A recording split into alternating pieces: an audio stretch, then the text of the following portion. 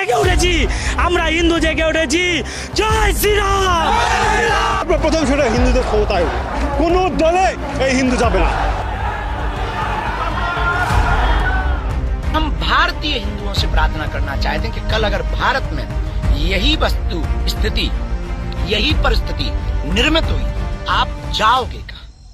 नमस्कार, मैं अर्चना तिवारी आप सभी का स्वागत करती हूं दराज धर्म पर।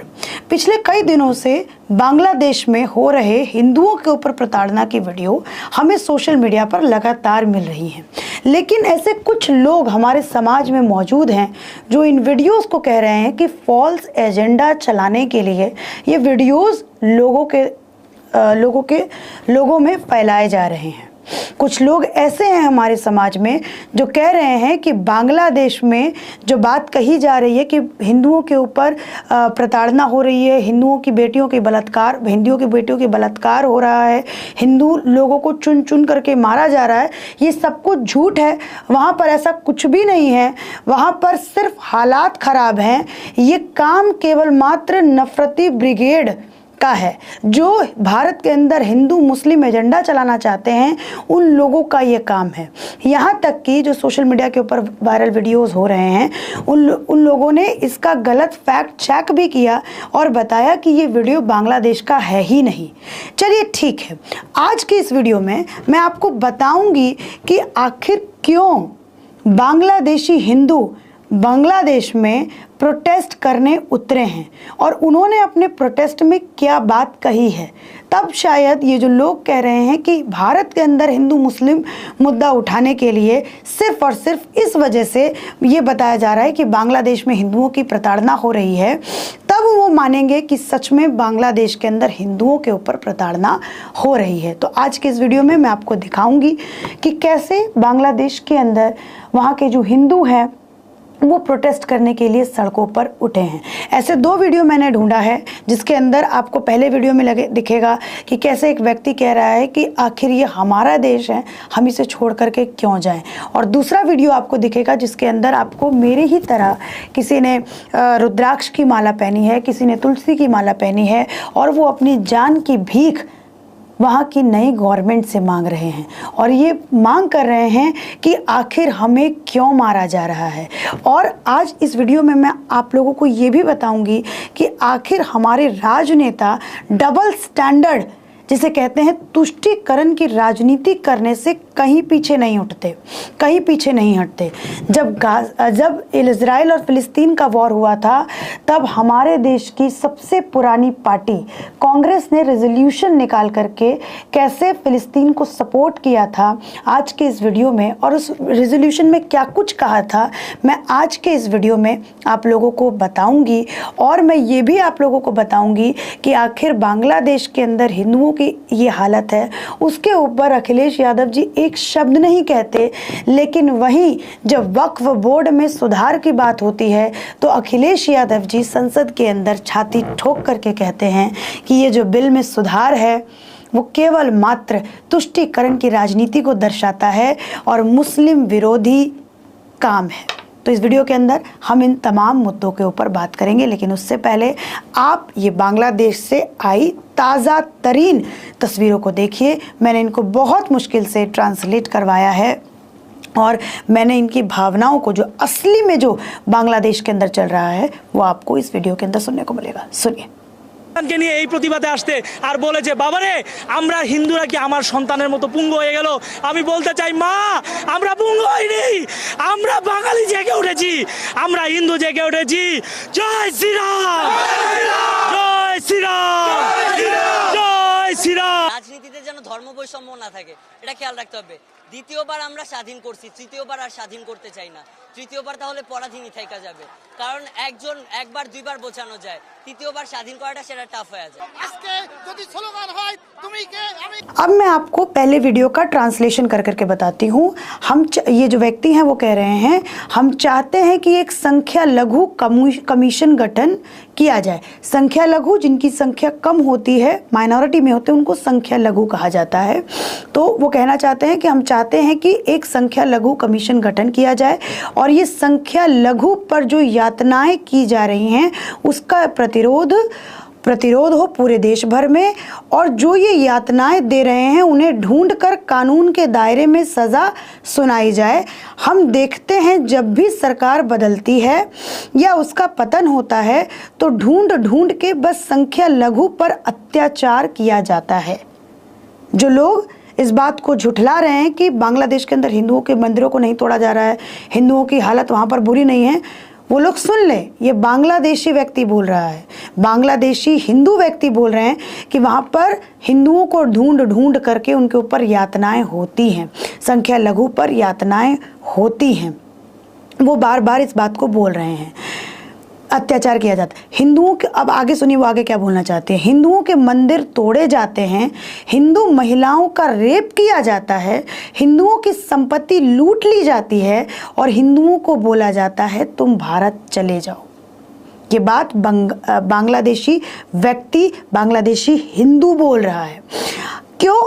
फिर आगे वो सवाल करते हैं, क्यों हम भारत जाएंगे? ये देश क्या मेरा नहीं है? आज हम हिंदू जाग गए हैं, आज हम बंगाली जाग गए हैं, जय श्री राम। ये उन्होंने अपनी बात में कहा। ये लोग सड़कों पर उतरे हैं। तो जो आप लोगों ने फॉल्स नैरेटिव के तहत पूरे की पूरे बांग्लादेशी हिंदुओं पर हो रही प्रताड़ना को झुठला दिया और ये कहा कि ये नफरती ब्रिगेड फैला रहे हैं, तो आपको इन लोगों का प्रोटेस्ट सुनना चाहिए। आप लोगों को इन लोगों का प्रोटेस्ट सुनना चाहिए। ये केवल एकमात्र व्यक्ति नहीं हो कि कोई एजेंडे के तहत ये व्यक्ति सामने आए और इन्होंने इस बात को कहा। दूसरा वीडियो भी है जिसके अंदर आपको मेरी तरह ये रुद्राक्ष की माला पहने हुए, तुलसी की माला पहने हुए लोग दिख रहे होंगे जो चीख चीख के चिल्ला चिल्ला के कह रहे हैं कि हमारे अधिकारों की चिंता कीजिए, हमारी रक्षा कीजिए, हमें यहाँ दबाया जा रहा है, हमें यहाँ कुचला जा रहा है। वो लगातार इस बात को कह रहे हैं। तो इस तरीके से नैरेटिव चलाया जा रहा है कि बांग्लादेशी हिंदुओं के ऊपर हो रही प्रताड़ना को राइट विंग के लोग अपने एजेंडा को चलाने के लिए इस्तेमाल कर रहे हैं। इस्लामोफोबिया पूरे देश भर में फैलाने के लिए इस्तेमाल कर रहे हैं। हिंदू मुस्लिम की राजनीति को सफल करने के लिए बांग्लादेशी हिंदुओं का इस्तेमाल किया जा रहा है। अब मैं आपको एक हमारे नेताओं का डबल स्टैंडर्ड बताती हूँ। आपको याद होगा कुछ महीनों पहले इजराइल और फिलिस्तीन का मुद्दा बहुत तूल पकड़ा था, बहुत तेजी से इजराइल और फिलिस्तीन का मुद्दा उठा था। उस समय हमारे देश में कई सारे राज्यों में विधानसभा इलेक्शंस चल रहे थे, जिसमें से एक राज्य में मैं भी मौजूद थी जिसका नाम है मध्य प्रदेश। मध्य प्रदेश इलेक्शन के बीच में कांग्रेस पार्टी जो है वो मीडिया को बुलाती है और वहाँ पे एक प्रेस नोट रिलीज करती है जिसमें वो बताती है कि कांग्रेस पार्टी पूरी तरीके से फिलिस्तीन के साथ खड़ी है। और वहीं जब आज हिंदुओं की ये हालत है बांग्लादेश के अंदर, हमारे इजराइल फिलिस्तीन तो बहुत दूर है, बांग्लादेश बहुत नज़दीक है, हमारा पड़ोसी मुल्क है, लेकिन आज बांग्लादेश में हिंदुओं के साथ ये सब कुछ हो रहा है। तब राहुल गांधी ना प्रेस नोट करते हैं रिलीज़, ना ही अपने ट्विटर हैंडल पर कुछ कहते हैं, कुछ भी उनका एक शब्द जो है वो बांग्लादेशी हिंदुओं के लिए नहीं बोला जाता है। आपको मैं बताती हूँ कि उस प्रेस नोट में आखिर एक ऐसी लाइन कही गई थी जिसको सुन करके आप लोग स्तब्ध रह जाएंगे, क्योंकि उस समय मैं भी स्तब्ध रह गई थी। लेकिन फिर मुझे समझ में आया, चूँकि मैं राजनीति कवर करती हूँ, तो इस समय एक खास वर्ग के वोट की कांग्रेस पार्टी को ज़रूरत थी, तो इस वजह से उन्होंने उस समय प्रेस नोट किया था, प्रेस रिलीज़ किया था और लोगों के बीच में जाकर के ये बताया था कि हम फ़िलिस्तीन को सपोर्ट करते हैं। तो सुनिए उस प्रेस रिलीज में क्या कहा गया था। CWC कांग्रेस वर्किंग कमेटी फिलिस्तीनी लोगों के ज़मीन, स्वशासन और आत्मसम्मान एवं गरिमा के साथ जीवन के अधिकारों के लिए अपने दीर्घकालिक समर्थन को दोहराती है। ये बात कांग्रेस पार्टी की तरफ से प्रेस रिलीज करके कही गई थी। लेकिन आज जब हिंदुओं की हालत ऐसी बद से बदतर हो चुकी है, जब जहाँ पे पिता के सामने बच्ची का बलात्कार हो रहा है, भाई के सामने बच्ची का बलात्कार हो रहा है, पूरे के पूरे परिवार को ख़त्म कर दिया जा रहा है, घरों को जलाया जा रहा है, मंदिरों को जलाया जा रहा है हमारे पड़ोसी मुल्क बांग्लादेश के अंदर, लेकिन हमारी राजनीतिक दलों के द्वारा कुछ भी नहीं कहा जाता है। एक दूसरी पार्टी की मैं बात करती हूँ, समाजवादी पार्टी की मैं बात करती हूँ। अगर आप लोगों को याद है तो कल ही वक्फ बोर्ड में लाए जा रहे सुधारों के लिए बिल पेश किया गया सदन के अंदर। सबसे पहले अखिलेश यादव जी खड़े हुए और उन्होंने कहा कि ये बिल मुसलमानों के विरोध में है और ये बिल दर्शाता है कि भाजपा कितना नफरत जो है वो मुसलमानों से करती है। और अध्यक्ष महोदय सच्चाई ये है कि भाजपा अपने हताश, निराश, आप तो उस कानून चंद कट्टर समर्थकों के तुष्टीकरण के लिए ये बिल लाने का काम कर रही है। अखिलेश जी, अध्यक्ष महोदय, मैं इस बिल का विरोध करता हूं।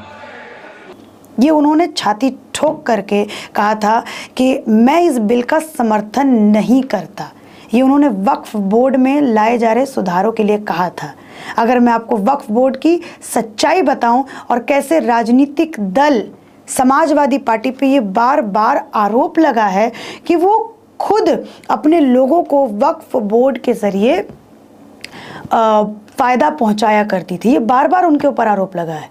एक उनमें से सबसे चहीते समाजवादी पार्टी के नेता रहे हैं आजम खान, उनके ऊपर ये इल्ज़ाम है और इस वजह से भी वो जेल के अंदर हैं कि उन्होंने वक्फ मतलब रामपुर के अंदर सुन्नी वक्फ बोर्ड और शिया वक्फ बोर्ड जब 2012 और 2017 में जब मुलायम सिंह की सरकार वहाँ पर थी यूपी के अंदर, तब वहाँ पे आजम खान ने सुन्नी वक्फ बोर्ड और शिया वक्फ बोर्ड दोनों में ही चेयरपर्सन अपने मन पसंदीदार बिठाए थे। आजम खान की मैं बात कर रही हूँ। आजम खान ने चेयरपर्सन दोनों ही वक्फ बोर्ड के अपने मन पसंदीदार चेयरपर्सन बिठाए थे और जिससे उन्होंने अपने ट्रस्ट को वक्फ की ज़मीनों को 99 सालों तक के लिए लीज पर दिलवाया था। जिसका निष्कर्ष हमें मिलता है वो यतीम खाने वाला कांड, जहां पर रात के 2 बजे वहाँ के लोगों से उनका घर खाली करवाया गया, जहाँ पे मैं भी गई थी कवरेज करने के लिए और मैंने रामपुर के मुसलमानों से बात की थी। तब उन्होंने मुझे बताया कि आजम खान मुस्लिम विरोधी हैं और वो मुसलमानों का ही भला नहीं करना चाहते हैं। और उस वक्फ बोर्ड में लाए जा रहे सुधारों का विरोध अखिलेश यादव ने संसद के अंदर छाती ठोक करके किया, लेकिन वहीं बांग्लादेश के हिंदुओं के ऊपर हो रही प्रताड़ना पे उन्होंने एक सवाल, एक शब्द तक नहीं कहा। आप जाइए उनका ट्विटर हैंडल चेक करिए, देखिए कहाँ पर आपको बांग्लादेशी हिंदुओं का जिक्र मिलता है। आप खुद जाइए और उनका एक्स पर जाकर के उनका अकाउंट चेक कीजिए। दोनों ही नेताओं की मैं बात करती हूँ। इन दोनों ही नेताओं ने, विपक्ष के बड़े चेहरे हैं, एक उत्तर प्रदेश के, एक पूरे देश के, इन दोनों ही नेताओं ने बांग्लादेशी हिंदुओं के बारे में कुछ भी नहीं कहा, क्योंकि इनकी राजनीति को ये मुद्दा सूट नहीं करता है। अब मैं आपको, ये तो मैंने हमारे देश की सच्चाई आपको बता दी, अब मैं आपको बताती हूँ कि आखिर बांग्लादेश एक्सट्रीमिस्ट लोगों को कैसे सपोर्ट करता आ रहा है। वहाँ के खिलाड़ी हैं जो कि बांग्लादेश क्रिकेट टीम में खेलते हैं, जिनका नाम है तंजीम हसन साकिब। उनकी अगर आप सोच देखेंगे तो आप स्तब्ध रह जाएंगे। जैसे हमारे यहाँ पर BCCI है तो वहाँ पर बांग्लादेश में BCB है, बांग्लादेश क्रिकेट बोर्ड। उन्होंने आज तक इन भाई साहब के ऊपर, तंजीम हसन साकिब के ऊपर कोई भी एक्शन नहीं लिया। इनकी सोच देखिए क्या है। इनकी सोच है जो गैर मुसलमान हैं उनको ख़त्म कर देना चाहिए। चूँकि एक गैर मुसलमान ने हमारे देश का नेशनल एंथम लिखा है, इसीलिए जब क्रिकेट के मैदान पे क्रिकेट मैच शुरू होने से पहले आप लोगों को मालूम है कि राष्ट्रगान गाने की प्रक्रिया होती है, तो वहाँ पे ये जो भाई साहब है तंजीम हसन साकिब, ये राष्ट्रगान नहीं गाते हैं, चूँकि वो राष्ट्रगान रविंद्रनाथ टैगोर के द्वारा लिखा गया था। इनका ये मानना है कि ये जो राष्ट्रगान है वो एक काफिर के द्वारा लिखा गया है और मैं इसको नहीं गा सकता। इनकी सोच महिलाओं के लिए भी बहुत नीची है, लेकिन ना बांग्लादेश गवर्नमेंट इनका कोई विरोध करती है, ना ही वहाँ की क्रिकेट बोर्ड इनका कोई विरोध करती है। और इनके एक दिन में जब ये इन्होंने अपने अकाउंट को फेसबुक पर खोला तो एक दिन में इनके 50,000 से ज़्यादा फॉलोअर्स इकट्ठा हुए थे, जिस पर उनके चाहने वालों ने लिखा कि हमें बहुत खुशी हो रही है कि एज अ क्रिकेटर आपको इतना प्रेम नहीं मिल रहा है जितना आपको एज अ इस्लामिक प्रीचर प्रेम मिल रहा है, क्योंकि उसके अंदर वो पूरे इस्लामिक लिबास में हैं और लोग उनको इस तरीके से पसंद कर रहे हैं। तो इस तरीके से सोचिए इनका क्या इन्फ्लुएंस लोगों के ऊपर रहता होगा, जो इनको पसंद करते हैं, जो इनको फॉलो करते हैं, उनकी क्या सोच रही होगी वहाँ रह रहे गैर मुस्लिमों को लेकर के, यानी माइनॉरिटीज़ को लेकर के, यानी बांग्लादेशी हिंदुओं को लेकर के, जो अपने देश का राष्ट्रगान केवल मात्र इसलिए नहीं गाता क्योंकि वो जो राष्ट्रगान है वो रविंद्रनाथ टैगोर के द्वारा लिखा गया है। कई सारी तस्वीरें हैं, वो देखिए। और तो और मैं आपको एक वीडियो भी दिखाना चाहती हूँ, मुझे कुछ ज़्यादा स्पष्ट इसमें हो नहीं पाया, लेकिन ये वीडियो देखिए, आपको लगेगा कि ये कहीं मैं 1990 वाले कश्मीर की तस्वीर तो आपको नहीं दिखा रही हूँ। इस वीडियो के अंदर आपको दिख रहा होगा कि कई सारे इस्लामिक लोग सड़कों पे हुजूम बना करके उतरे हैं, जो नारे तकबीर का नारा दे रहे हैं। उनकी बातें मुझे ज़्यादा समझ में नहीं आई हैं, लेकिन वो बांग्लादेश की सड़कों पर इस तरीके से लाठी डंडा लेकर के उतरे हुए हैं। पुलिस एक साइड लाइन में खड़ी है, एक साइड में खड़ी है, और कई सारी ऐसी तस्वीरें भी हैं जहाँ पर पुलिस बहुत बेकार अवस्था में ज़मीन पर पड़ी हुई है और बहुत सारे लोग उनको मिलकर के पीट रहे हैं। सोचिए वहाँ पर माइनॉरिटीज़ की आज क्या हालत है। ये भीड़ जब एक साथ आवाज़ लगाती होगी नारे तकबीर अल्लाहू अकबर, तो सोचिए वहाँ जो आसपास माइनॉरिटीज़ रह रहे होंगे, जो हिंदू रह रहे होंगे, वो किस अवस्था में जी रहे होंगे, सोचिए। लेकिन बड़ा मुझे ताज्जुब होता है ये जान करके कि जब इज़राइल फ़िलिस्तीन की बात होती है, जब हमास के लीडर की मरने की खबर आती है, तो हमारे देश में प्रोटेस्ट होता है। हमारे देश में फ़िलिस्तीन को सपोर्ट करने के लिए रैली निकाली जाती है। हमारे ही देश में कंडोलेंस हमास के लीडर के लिए बताई जाती है, लेकिन वहीं बांग्लादेशी हिंदुओं के लिए ऐसा कोई भी एक्टिविटी हमारे पूरे देश में नहीं दिखता है। इसमें बड़ा ही ताज्जुब होता है। आप लोगों को एक और ताज्जुब करने वाली खबर बताऊं, हमास के लीडर वर्चुअली मीटिंग अटेंड करते हैं केरला के मल्लापुरम डिस्ट्रिक्ट में।